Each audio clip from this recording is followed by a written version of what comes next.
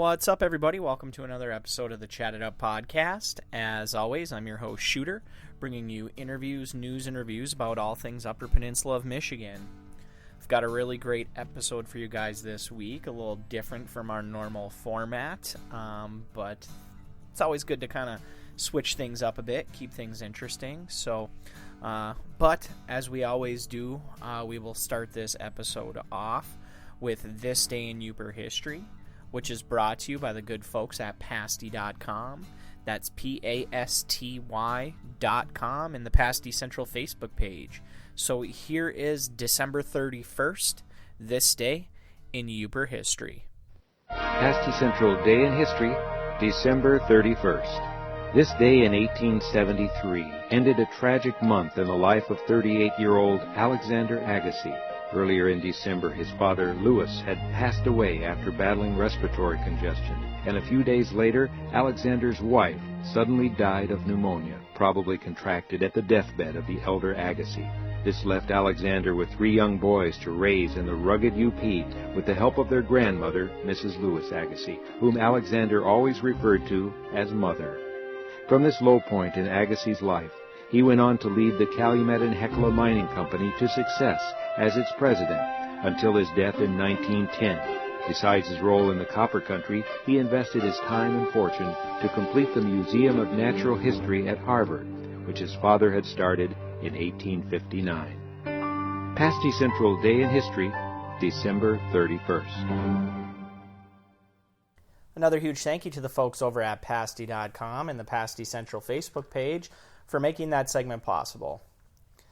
Normally it would be time for this week's interview, but as I mentioned at the beginning of this episode, we're doing things a little bit differently because it's the finale for 2020, I guess, not the season finale, but I'm sitting here with a special guest co-host, my wife, Patty. Patty, thank you for coming on the podcast. Hi, everyone, and thank you for having me. Yeah, so my guests have definitely heard me talk about you before, but obviously I'm sure some people may be listening and know who you are. But for those listening and that maybe don't know you, I'm going to ask you a few questions. Okay. Okay, so let's start with where are you from? You're not a Yooper, so let everybody know where you're from. No, I am a troll. I'm originally from just outside of Detroit, a city called St. Clair Shores. I grew up there my whole life. Okay, and so that's like what, almost 8 hours from Marquette? Really? Just about, yep. Right, but you had kind of ties to the UPL growing up, more specifically kind of the Ishpeming area. Do you want to talk a little bit about that? Yeah, so my aunt and uncle lived in Ishpeming for a good chunk of my life until I went to college. They actually lived not far from where we had lived in Ishpeming a few years back, and we would come up pretty much every summer for a vacation to visit them. And we'd also come up for Thanksgiving. My aunt is a really, really good chef and baker, so we would come up for that. Awesome. Now, you ended up actually coming up here for school and going to Northern. Why did you pick Northern? I said I was going to go to Northern since I was 3. Back then it was because I was going to live with my aunt and uncle because my aunt is such a good chef, so she was going to cook for me all the time. That obviously didn't happen. I lived in the dorms, but they had a really good program for what I wanted to go to school for, and it was a big perk to have family nearby as well. And what was it that you went to school for? I have a bachelor's and an associate's degree in clinical laboratory science. For non-medical or smart people, what does that mean? I'm a lab technologist, so I run tests on people's blood samples and other bodily fluids that your doctor would order. I'm the one who runs the tests and gives them the results. Okay. So when you graduated from Northern, you ended up staying in the UP. I mean, really, you could have went anywhere. What kept you in here? Back then it was a boy. That didn't work out, but I also had gotten offered a job at Marquette right out of school to use my degree, so I figured I might as well stay. I had done an internship at UP Health System Marquette, and that was kind of my interview process basically, and they offered me a good job, so I figured I would stay. So it was a boy, but then you met a man. I guess so. No, I'm just kidding. So let's just talk a little bit about kind of how we ended up in Iron Mountain, because really your job, it was kind of the main catalyst for that. You know, at the time that we were living together, you know, we had been dating for quite a while, and then you moved in. I was working at Vast in Marquette, and you were working at MGH.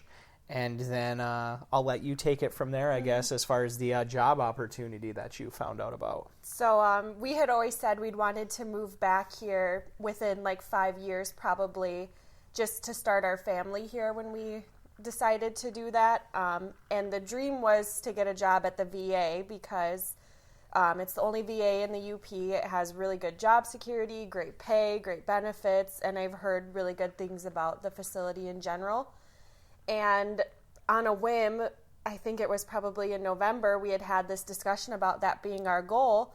And I put a little Google alert on for job opportunities, just thinking, you know, in the next few years I would get a notification saying there was an opening. And come December, I got a ping that said, hey, there's an opening. And we kind of talked about it. And I just said, well, it can't hurt to apply.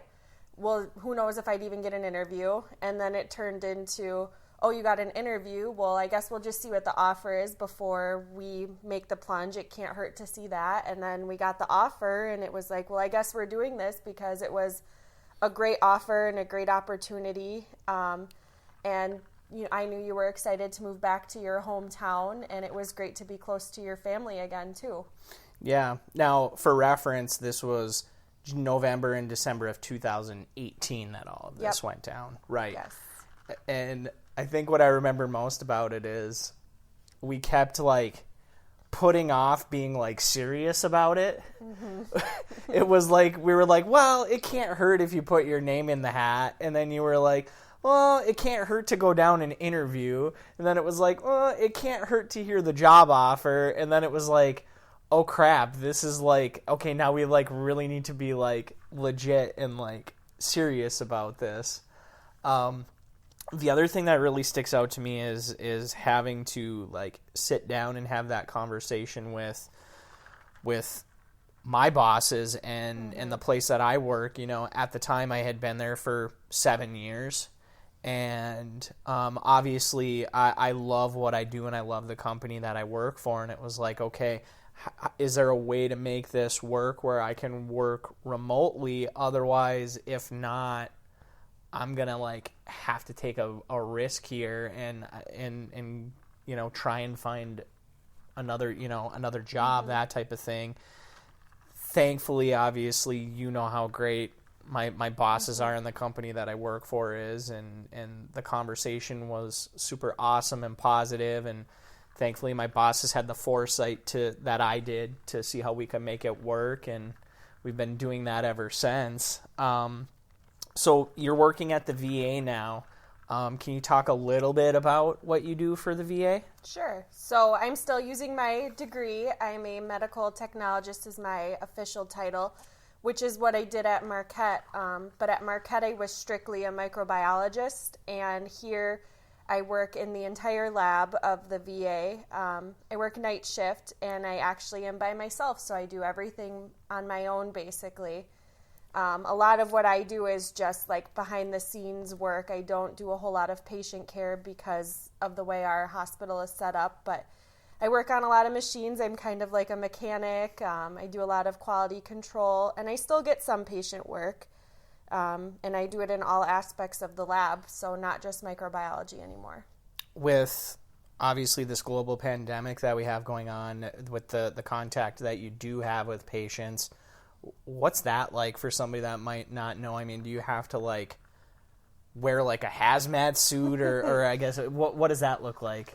So in the beginning, as everybody knows, there were a lot more rules because it was all so new and we didn't know, especially in the healthcare field, what this virus could really do. So we weren't wearing a hazmat suit, but I was wearing goggles and what they call the N95 mask that doesn't let any particles in. It's mostly for that, not letting anything into your mouth and nose. And I always wear a lab coat anyways, and I always wear gloves when I'm working with patient samples and hazardous material. but things changed and we learned a little bit more about it. So right now I still wear my lab coat like usual. I still wear gloves. I always wear scrubs to work too. But I just wear a regular face mask like everybody else does because we're more concerned about spreading rather than getting the virus, I guess. So just a face mask now. But if I work with, because I do run COVID tests, I have to wear a face shield or goggles. We do it under a big biohazard hood. And I also have been drawing blood on COVID positive patients. So I definitely wear a little bit more for that. We have to wear a big gown over top of our scrubs. We wear a hairnet. We wear booties to go over our shoes, gloves, an N95 mask, a regular mask over that N95, and then goggles or a face shield as well. So a little bit more because we know they're positive. We don't want to get the virus then. Sure. I mean, I think it goes without saying there's probably a lot of, like, extra stress, obviously, when you're dealing with the COVID stuff. I mean, it's been going on for almost a year here now. Do you feel like it's starting to kind of, like, wear people down, or the people that you're seeing there working, do you feel like they're still just kind of pushing through it?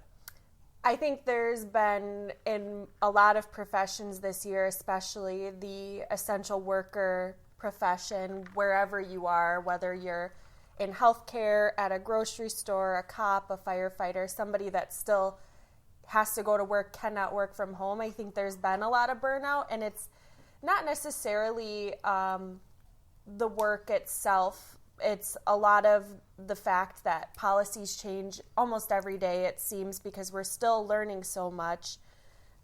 There's still quite a few non-believers in this world that it's hard when I studied viruses in college. I studied immunology in college and how viruses attack the body. I worked a lot with this stuff that I know what science is saying, and I believe a lot of what science is saying, so it's hard when people attack your profession and what you studied because they just don't want to believe in it.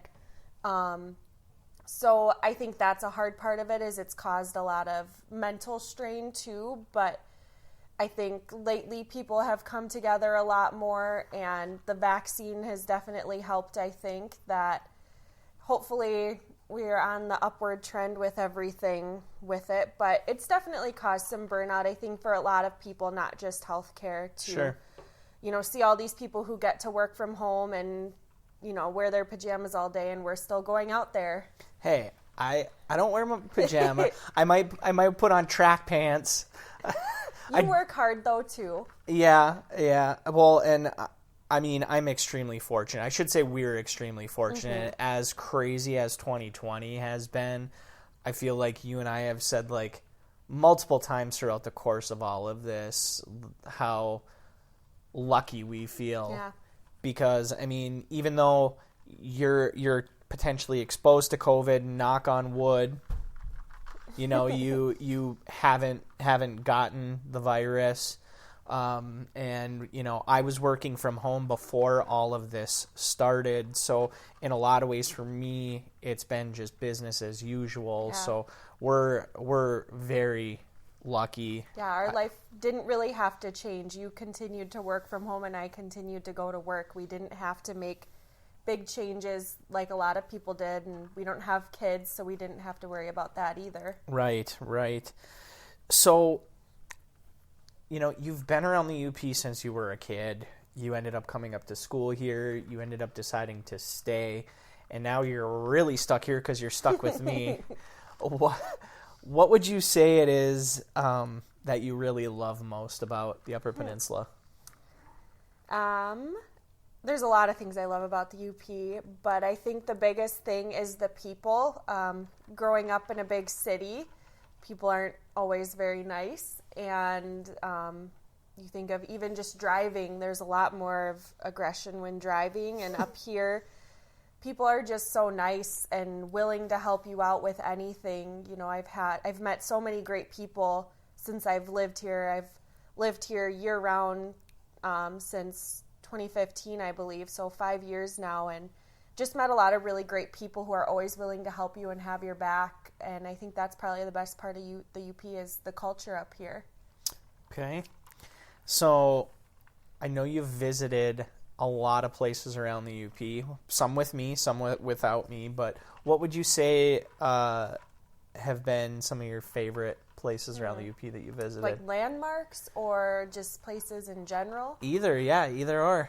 I do love Sugarloaf Mountain. I think that's a really cool place in Marquette that you would not expect in Michigan, I guess, to have a mountain to climb and see a lot of Marquette and Lake Superior and everything. I think that's one of my favorite places there. I love Marquette in general. As much as we love living here, I know we miss some of Marquette that we definitely got used to while living there. Mm-hmm. I loved our trip we took was it 2018 or 2019 when we went camping in Ironwood, right? Yep, that was 2019 because we went over and interviewed Gina for the podcast and got to tour Stormy Cromer and saw a bunch of waterfalls. That was really cool to have all those relatively large waterfalls in a small area. So I don't know, there's a lot of places I like in the UP. I can't pick just one. That was probably my favorite trip that we've done too, because there's enough to do, but it's secluded enough that it's not like crazy touristy. There wasn't like tons of people everywhere, and there's the brewery in Ironwood, and that was just a fun trip. So I would agree with you that was probably my favorite one that we've done. Let's see, what other questions do I have for you? What's it like being married to a Youper? There's a lot of fun sayings I've learned since living here that you've taught me that we don't talk like that down in Detroit area. Like what kind of sayings? I don't know. They're probably not appropriate for a podcast, but just dumb things that you say when things go wrong or things change, as well as the way you talk. When I went to Northern, I had said one of my goals would be to have a Youper accent at the end, and I think I've succeeded in that. Just with some words, I definitely say things differently. My friends down who live near Detroit too say that I say my O's like a Youper, so just the accent in general is different, but aside from that, it's great being married to a Youper.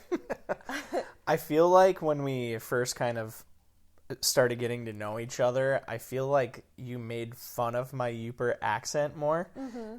I don't know if now you're just used to the accent or maybe you don't hear it anymore because you've been around me for so long. I hear it still in some words, but I think I've also gotten more of it myself that I probably can't make fun of it anymore as much as I'd want to. But well, for a long time, you would definitely make fun of certain things that I would say. As someone not originally from the UP, what's your honest take on the podcast as far as, who I'm interviewing, the topics, the stuff that's being talked about? What's your take on it? I think it's great, and I'm not just saying that because I'm married to you. It's fascinating to hear the stories of these people that have done such amazing things, and you think of the UP as this small little area that, quite a few people don't live outside of here for most of their life. They live here, they grow up here, they go to college here, and they stay, but it's been fascinating to hear of these worldly people that have done such amazing things. And I mean, they're just from the UP, like they're local here. Like, your recent one where John has a brewery in South Korea. Like, how interesting is that to hear that story? And some of these other ones that have just traveled and learned a lot, but then also they have such a pull back to the UP that they come back. I think that's fascinating too, because as much as I love my family downstate and my friends, I don't know that I could move back to St. Clair Shores. It's just not where I would want to be. That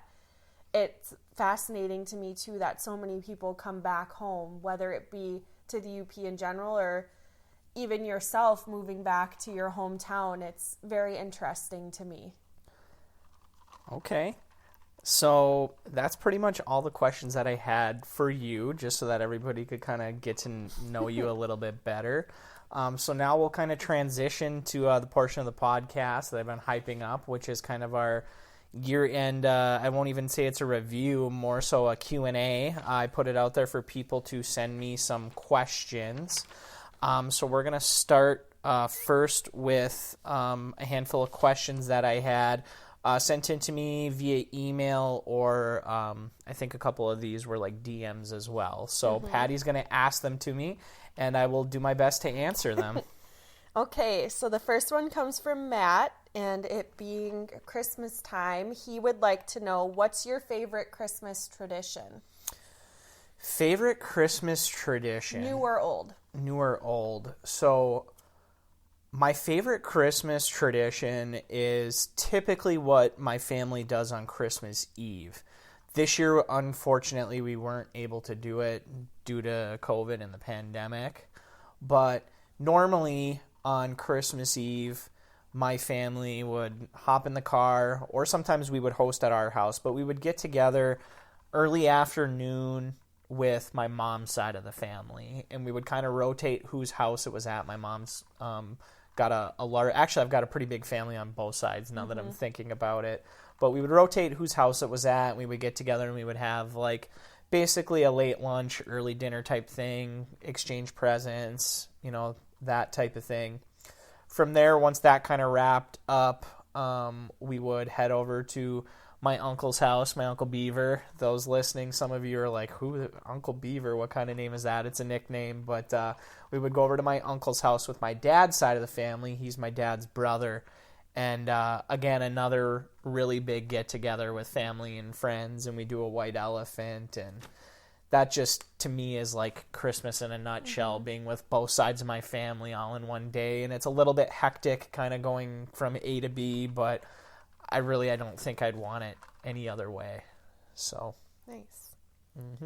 Sticking with the Christmas theme, what's the best gift you ever received for Christmas?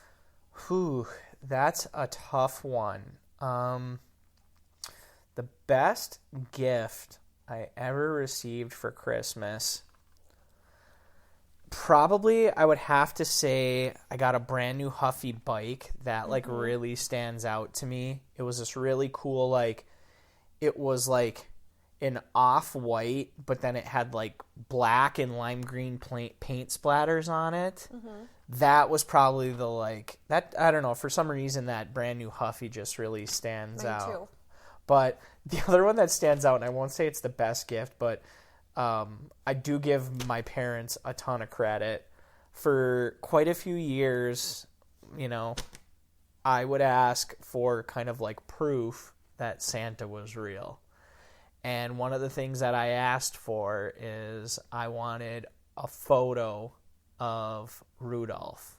Like I said, in my list to Santa, I want a photo of Rudolph. And Christmas morning came around, and it wasn't like an actual photograph, but my mom, to her credit, found a bag that you would put an almost like a plastic bag that you would wrap a gift in, if it was big enough.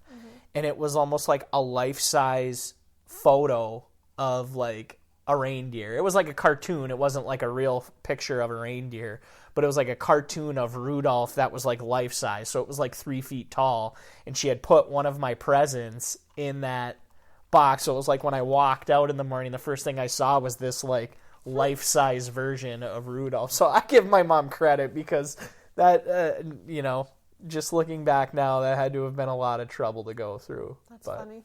Yeah. Amber would like to know, where's your favorite place that you've visited in the UP in recent years and as a child?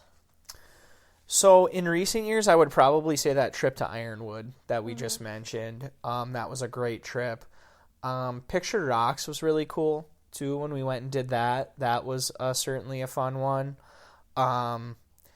The other trip, I would say recently, it was at least in the last 5 or 6 years, was up to Copper Harbor. That's another really special place when you get up across a bridge and all of a sudden your phone goes to no service and you can just disconnect and get up there. That's pretty special. As a kid, again, shout out to my parents. We took this awesome road trip one summer when I was a kid, and we hit like every UP, like, I don't want to say tourist trap, but like touristy stuff that you can do. Mm-hmm. Like, we drove all the way, like we went up and we hit like Tequamanon Falls. And then we went all the way over and we went to like detour, like as far as you can go east in the UP. We spent a day on Mackinac Island. And then on the way back, when we kind of came down US 2, we went to Kitchitakeepee, Big Springs, and then down to Fayetteville, the ghost town.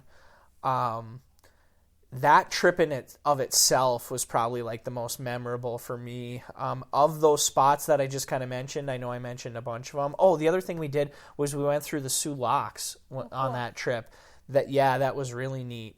In fact, the cool thing was we did a boat tour in the lock, and for some reason, I don't know if they put us in the wrong lock or something happened, but the boat had to turn around inside of the lock. And I give credit to this boat driver, because there had to have been maybe a 2-foot gap in between the wall and the boat when he like literally turned it around, and it was crazy. I don't know how this guy did it, but sorry, I'm going off on a side tangent. My favorite of that trip, of all those spots that we kind of went and stopped at, I would say probably Kitchitakeepee, Big Springs. That was really, really cool and something that you just really can't find anywhere else. Nice. What is your favorite UP-based food other than a pasty? I don't even know why I had to think. I paused for a second, but really Kudigi, I mean, is hands down. I'm pretty much obsessed with Kudigi. Shout out to Ralph's Deli. You talk about missing being in Marquette, but primarily, I mean, I know that's in Ishpeming. We used to live only, a block away. So I was there almost on a weekly basis. So I miss my Kudigi. I miss my Congress pizza. Oh, Congress pizza. Miss that too. Right. All right. Jessica wants to know, if you had to live anywhere that wasn't in the UP, where would you live and why? If I wasn't going to live in the UP, there's only really a couple of places that I feel like really 2 places that I feel like I would enjoy living. One of them would be East Lansing, because go green, go white. I love East Lansing. You know, it's a college town, and obviously it's a college that I love, even though I didn't go to school at Michigan State. I just love it there. I could easily see myself enjoying living there. It's not like too big of a city or anything crazy. The other place that I really don't think that I would mind living is probably down in the Fox Valley, somewhere near like Green Bay, Appleton, Oshkosh, somewhere in that area. It's close enough to home. Obviously, I'm a big Packer fan too, but we've got friends and family that live close to there, and there's also probably still some good deer hunting. So that those 2 areas, to me, if I couldn't live in the UP, those would probably be like number 1 on my list. One and 2. Cool. Production Studio 29 asked this on Instagram, and they would like to know, what does being a Youper mean to you, besides someone who lives in the UP? That's a good question and a tough question. And I say it's tough because I think it would probably mean something a little different to everybody. But to me, I guess, being a Youper, you have to, in some way, shape, form, or fashion, you need to have some sort of a tie to nature and to the outdoors. You know, you look around in any city, any town in the UP, and you can get 5 minutes outside of town, and it's just wilderness.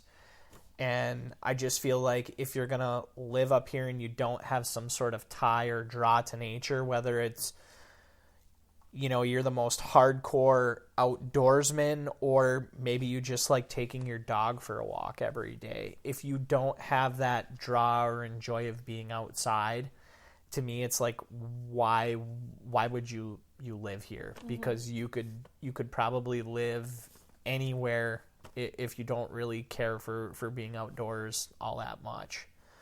I think the other thing with being a Youper goes back to what you were saying way earlier about the people and the culture of, someone's broke down on the road, you see if they need help. Or, somebody that needs help and you lend a hand, that type of thing. Being friendly, saying hello. It makes me think of when we walk our dog and waving at every car that passes by. Like, it's just that kind of friendly nature that Youpers have. So I think those are kind of the two big things for me that I would say are really kind of a good representation of what being a Youper is. I'd add toughness to that too. Toughness? Youpers are pretty tough people to get through the winters that we have. Yeah, I would agree. I mean, we're kind of spoiled down here. We're in the banana belt a little bit, but certainly when you get up towards the northern part of the UP from, Munising all the way west up into the Keweenaw, where they really get a lot of snow, I would agree with you. There's definitely a resiliency, and I think an independent streak in there too. Yeah. The next one is, how has it been living back in your hometown again? For the most part, living back in my hometown has been absolutely great. It's great to be so close to family. I mean, we're a block away from, my sister and brother-in-law and my niece, and we're only 5 minutes from my parents, and pretty much 5 minutes from multiple other family members as well. Camp is only 15 minutes away, 20-minute drive. So all of that is just awesome. It's also great, a lot of people our age have either moved back here or have just been living here and are actively doing things to make, Dickinson County awesome, which is great to see and be a small part of. There's always those certain drawbacks too. The only one kind of big drawback that I think of is like, it's hard to go anywhere and not to run into somebody that you know. I just think of like going to the grocery store where I just want to like go in like my sweats and get in and get out, and having a mask helps now because probably people are a little bit harder to recognize, but I feel like prior to the pandemic there were quite a few times where we'd go to the grocery store and we couldn't get 20 feet without stopping because somebody was saying hi to us or whatever, somebody that we ran into that we knew. So yes, you're very popular here. I wouldn't say, well, I think you're being kind by saying popular. I think I'm just familiar, would be my take on it. But overall, it's been fantastic. Like I said, being close to family, and also, being around friends, again, that we didn't get to see quite often as we'd like. That's really great. And for me, just my number one thing is, besides family, is being close to camp, where I can hunt and get up there as much as I possibly can. Right, and the last viewer question is from Austin, and he wants to know, should the UP become its own state, and is that something that a lot of Youpers talk about? So before I answer this question, I just want to give a shout out to Austin. He's a very loyal listener to the podcast and is very active in commenting on social media about episodes and different things. So I really, really appreciate that. So thank you, Austin. And this is a great question that I could almost spend an entire episode talking about, believe it or not. Because before even Michigan, or I should say even before the UP was acquired by by Michigan in the Toledo War. There's been talks of like the UP being its own state or its own, region. I know that Thomas Jefferson at one point wanted to make the UP and part of Wisconsin, and I believe part of Minnesota. He wanted to call it Sylvania and make that a state, but it never went through. There's a really interesting book about that, about like areas that they, wanted to make states before everything was kind of carved out that just never came to be.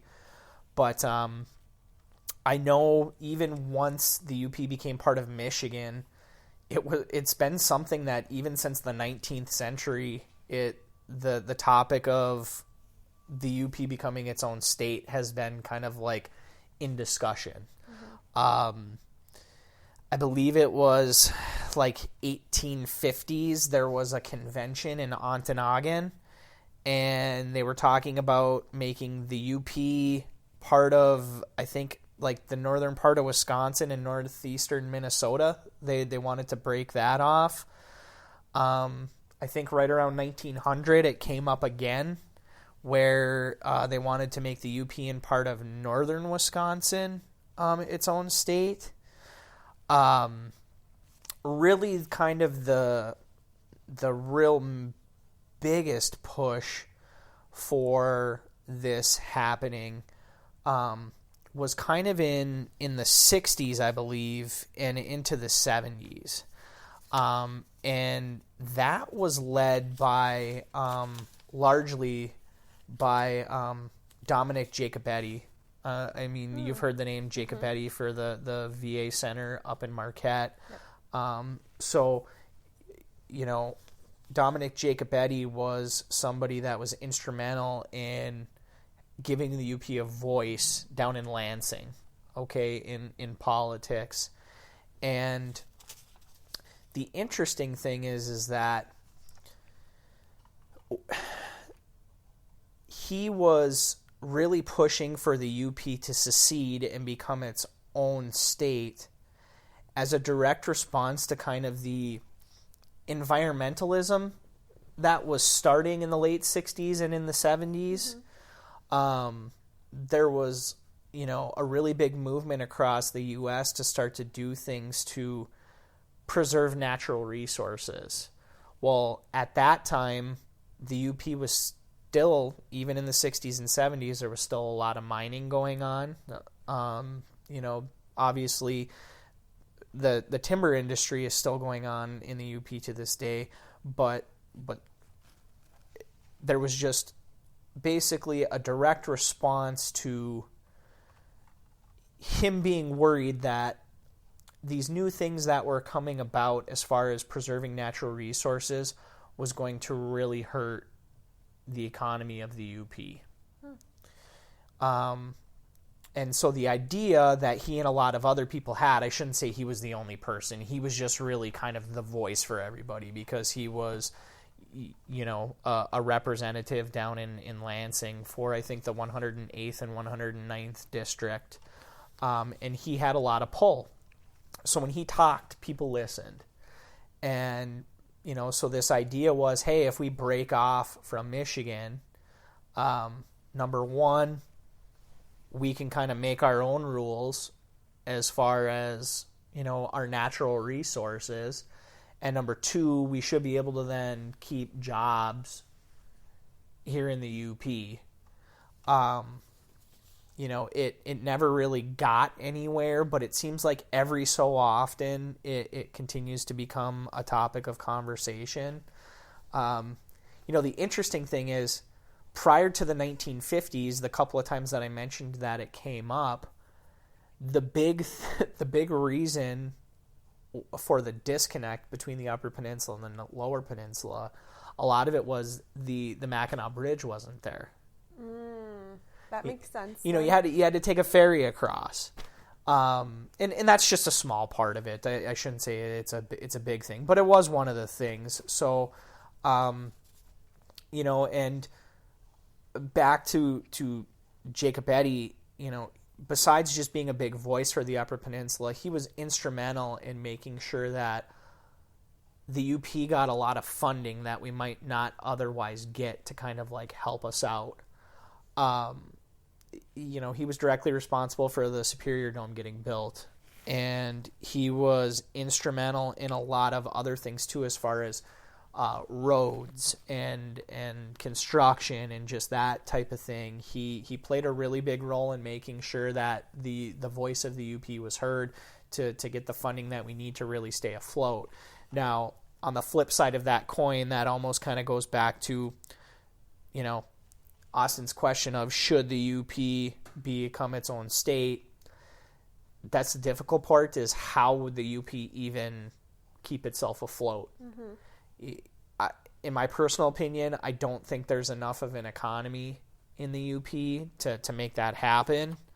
I know in the 60s when this was really getting floated around, part of it is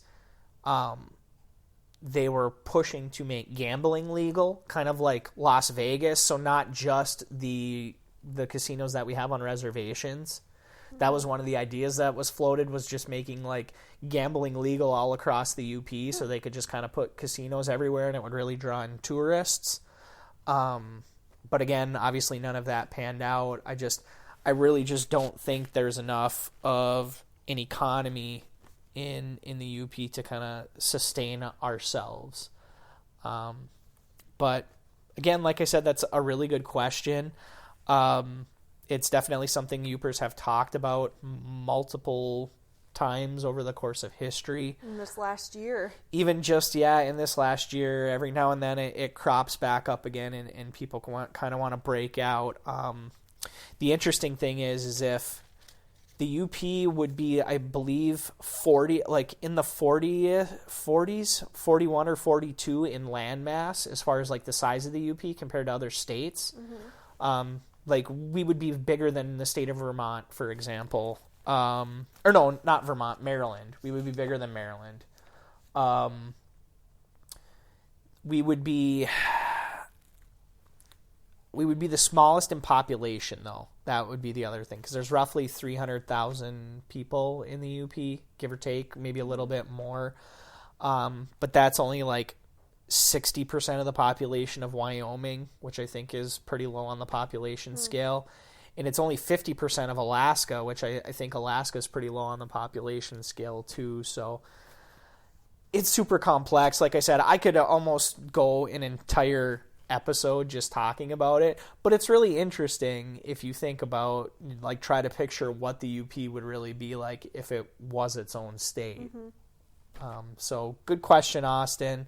Sorry I kind of got off on a tangent, rambling a little bit there, but yeah, are there any other questions for me, or was that the last one? That was the last one.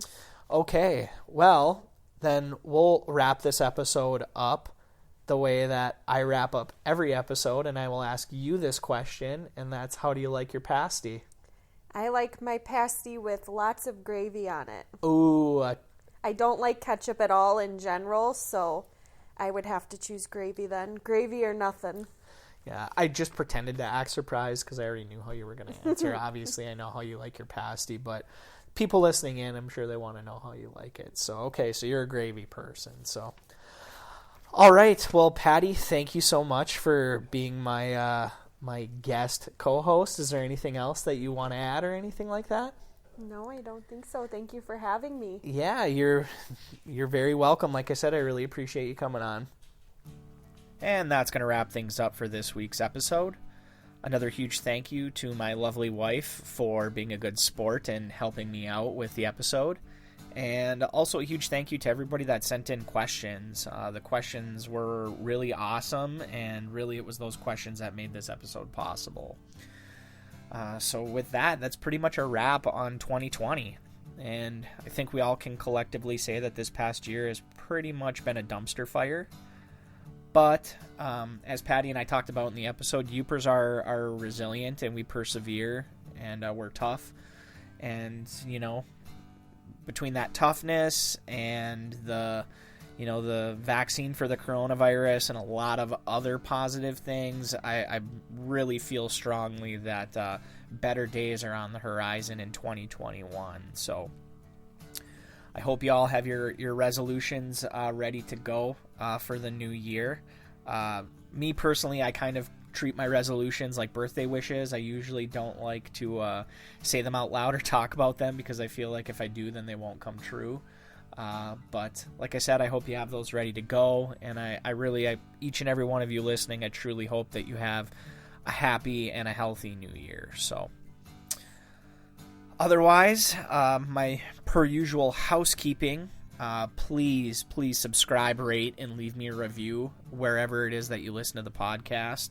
I also want to hear your takeaways, comments, questions, concerns, thoughts. Maybe you have a recommendation on somebody I should interview.